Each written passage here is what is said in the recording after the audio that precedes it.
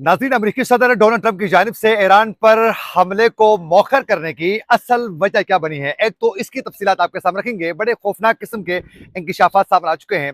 उसके साथ साथ मुत्तहिदा अरब अमारात से सिर्फ और सिर्फ पाकिस्तानियों को ही डिपोर्ट क्यों किया गया है और किन को डिपोर्ट किया गया है और डिपोर्ट करने की वजह क्या बनी है और किस तरीके से गैर इंसानी रवैये के साथ पेश आ चुके हैं। नाज़रीन, आज जो डिपोर्ट होने वाले जो मुतासरीन हैं उनकी ही आप लोगों को हम आवाज सुनवाएंगे। वो आप खुद सुनिए, खुद फैसला करें फिर कि कैसे मुत्तहिदा अरब अमारात जो है पाकिस्तान के साथ दुश्मनी निभा रहा है। इसकी भी मुकम्मल तफसीलात आज के प्रोग्राम में आपके सामने रखेंगे। आज तारीख है 19 मई 2026 और मैं हूं आपका मेजबान आकिल हुसैन बाकरी। हमारे चैनल को जरूर सब्सक्राइब करें और बेल आइकन क्लिक करके नाज़रीन कमेंट सेक्शन में अपनी राय का इज़हार लाजमी करें, क्योंकि आप लोगों की जो फीडबैक है वो हमारे लिए बहुत ज्यादा अहम है। नाज़रीन, सबसे पहले आप लोगों को बताते चलें कि अमेरिकी सदर डोनाल्ड ट्रंप की जानिब से ईरान को यह धमकी मिल चुकी थी कि इस वक्त घड़ी की टिक टिक की जो आवाज है, यूं यूं घड़ी की टिक टिक की आवाज आगे बढ़ रही है, उतने ही ईरान पर हमले के खतरात के जो काले बादल हैं वो मजीद गहरे होते जा रहे हैं। यानी वाज़ेह अल्फाज में कहा था कि ईरान अगर फौरी तौर पर हमारे शराइत के साथ मुज़ाकरात करना नहीं चाहता है तो फिर एक ऐसा हमला होगा जिसका ईरान ने कभी तस्वुर भी नहीं किया होगा। फिर डोनाल्ड ट्रंप की जानिब से 5 मुख्तलिफ उन्होंने अपनी मर्जी के शराइत रखे थे ईरान के साथ मुज़ाकरात के लिए, और उसमें सबसे बड़ा नाकाबिल बयां और नाकाबिल तस्लीम ईरान के लिए मुतालिबा यह था कि 40 किलोग्राम की अफजुदा यूरेनियम को अमेरिका के हवाले किया जाए और उसके साथ साथ अपने हारमूस को पहले वाले पोजीशन पर लाया जाए। फिर उसके अलावा 30% भी मुंजमद असासों से रकम वापस न करने के हवाले से अपनी हटदर्मी, ये तमाम पॉइंट्स उसमें शामिल थे जो ईरान किसी सूरत तस्लीम कर ही नहीं सकता था। जो ईरान इन तमाम जो मुतालबात थे तस्लीम न करने पर ही तो इतनी बड़ी कीमत ईरान चुका चुका है कि अपना सुप्रीम लीडर की कुर्बानी तक दे चुका है। तो ईरान किसी सूरत मान नहीं सकता था, तो एक बहुत बड़ी जंग का आगाज होने वाला था। तो यूं अगले हफ्ते से यानी इस हफ्ते से दोबारा हमलों के चांस बहुत ज्यादा थे, लेकिन डोनाल्ड ट्रंप की जानिब से अब यह हमले को मौखर किया गया है। इसकी वजह नाज़रीन, आज इसराइली एक सहाफ़ी है, अमेरिकी नशरियाती इदारे से मुंसलिक है, ये सहाफ़ी है बराक रेवट। इन्होंने ये अमेरिकी ज़राए का हवाला देते हुए इंकिशाफ किया है, दावा किया है कि सऊदी अरब, कतर और मुत्तहिदा अरब अमारात ने वाज़ेह अल्फाज में डोनाल्ड ट्रंप को कहा गया है कि भाई हमला आप करेंगे, कीमत हमें चुकानी पड़ेगी। तो लिहाजा उस सहाफ़ी ने यह वाज़ेह कर दिया है कि तीनों रहनुमाओं ने 24 घंटे के अंदर जो हैं उन्होंने दोहा ने, अबू धाबी ने और फिर रियाद ने बात की है डोनाल्ड ट्रंप से, और मुश्तरका तौर पर बयान में कहा है कि अगर आप हमला करते हैं तो उसकी कीमत हमें चुकानी पड़ सकती है, लिहाजा इस हमले से बाज आ जाए।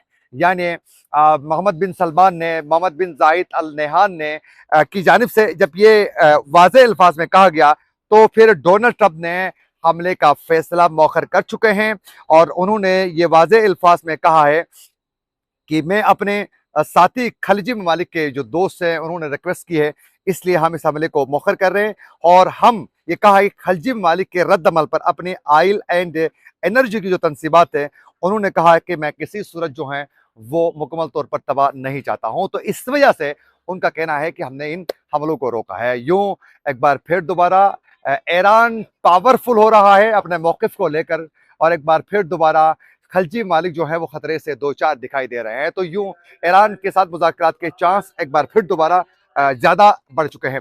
दूसरी बड़ी डेवलपमेंट ये है कि आप लोगों को मालूम है कि मुत्तहिदा अरब अमारात से बड़ी तादाद में पाकिस्तानियों को बेदखल करने का सिलसिला बड़ी तेजी के साथ जारी था। अब उसी दौरान ही ये अब इंकिशाफ खौफनाक तरीके से खुद उन मुतासरीन की जानिब से किया जा रहा है जो वहां से निकाले जा रहे हैं।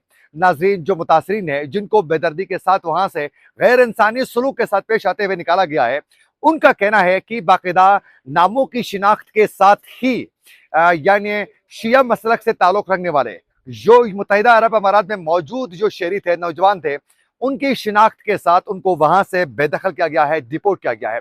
सिर्फ डिपोर्ट ही नहीं, उनको फौरी तौर पर मुत्तहिदा अरब अमारात में उनकी शिनाख्त तो ऑलरेडी उनके पास मौजूद थी, उनकी बाकायदा वहां शिनाख्त के बाद उन्होंने फौरी तौर पर उनको कॉल्स करके थाने बुलाया जाता है और थाना वो पुलिस स्टेशन बुलाने के बाद जो है उनके साथ इंतहाई सख्त तज़ीक आमेज रवैये में पेश आते हुए उनको वहां जेल में डाला जाता है। फिर उनको ज़दोकोब किया जाता है। उनके कपड़े तक उतारने के हवाले से मुतासिरीन की जानिब से वीडियोस पैगाम में आप सुन सकते हैं कि कैसे उनके कपड़े तक उतारे गए, उनके साथ तज़ीक आमेज रवैये में पेश आ गए। और बहुत से अहले सुन्नत से ताल्लुक़ रखने वाले भी नौजवानों को भी डिपोर्ट किया गया है।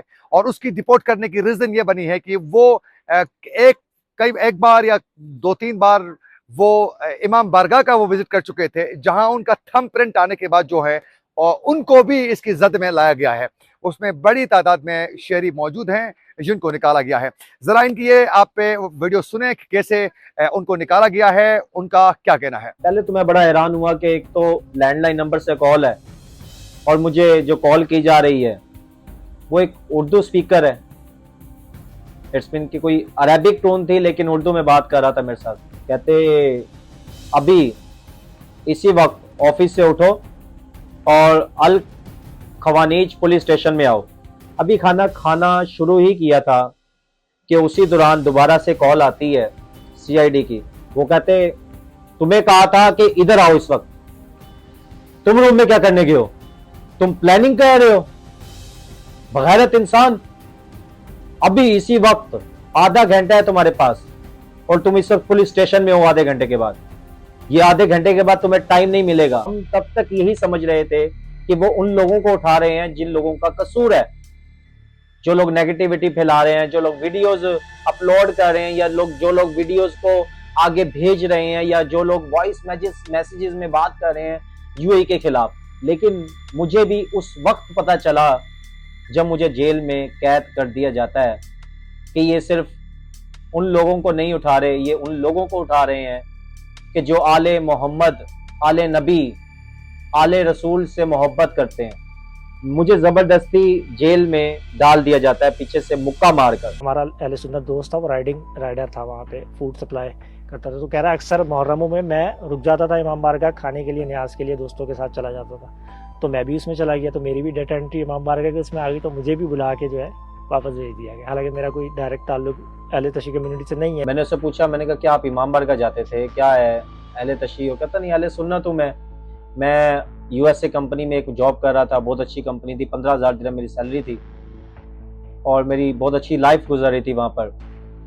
सडन ही मुझे कॉल आती है, साथ ही मेरे बिल्कुल ही कहता जिधर मैं रहता था उसके साथ ही बिल्कुल पुलिस स्टेशन होता है। वो कहते हैं कि आओ इधर, जो कुछ बात करनी है आपसे। वो चला जाता है। वो उसके बाद इसे भी जेल में ले आते हैं हमारे साथ ही। मैंने उसे कहा कि यार वैसे रीज़न क्या हो सकती है? कहता है यार मुझे लगता है कि मैं इमाम बारगाह गया था। जब हमें कपड़े उतारने का कहा जाता है तो हम पहले तो कंफ्यूज, उतारें या ना उतारें। साथ एक लड़का होता है, उसे वो उतार नहीं रहा होता, मैं फौरन उतार देता हूँ शर्ट। सबसे पहले शर्ट उतारने के बाद साथ वाला लड़का कहता है कि मैं नहीं उतार रहा। उसको इतनी जोर की चपेट मारी जाती है कि वो आवाज गूंजती है वहां पर। उसके बाद हमें कहते हैं पैंट उतारो। पैंट उतारने के बाद हमें अंडरवेयर भी उतरवा दिया जाता है। हमें फुल नंगा वहां पर कर दिया जाता है। नंगा करने के बाद हमारे हाथ इस तरह करते हैं और कहते हैं कैसे गर्दन के पीछे रखो और 30 टाइम आप लोगों ने उठक बैठक करनी है। तो वहां जाकर कर क्या रहे होते हैं हम पाकिस्तानी या इंडियंस? हम गुलामी कर रहे होते हैं, हम दूसरों की खुशामदी कर रहे होते हैं। कहाँ? दूसरे मुल्कों में जाकर। वहाँ पर हम ज़्यादा काम करते हैं, ज़्यादा गालियाँ खाते हैं, ज़्यादा पैसे कमाते हैं। यहाँ पर भी आप ज़्यादा गालियाँ खा लें, ज़्यादा खुशामदी कर लें तो आपको यहाँ पर भी मिल जाएगा। जैसे मैं हाथ धोने के लिए उस तरफ जाने ही लगता हूँ, अभी टूटी को यूं किया ही है, यानी कि अभी टूटी को हाथ भी नहीं लगाया, ऐसे कड़ा ही है, अभी लगाने लगा हूँ। पीछे से मुझे इतनी जोर की इस जगह चपेट मारी जाती है कि मेरे रोंगटे खड़े हो जाते हैं, मेरा सर पूरे तरीके से हिल जाता है कि यार ये जुल्म किस चीज का किया जा रहा है। अब ये जो इनकी गुफ्तगू है, इससे ये साफ जाहिर हो रहा है कि मुत्तहिदा अरब अमारात जो है, पहले पाकिस्तान से जो कर्ज दिया गया था उसको फौरी तौर पर वापस करने के हवाले से पाकिस्तान के ऊपर प्रेशर बिल्ड किया गया।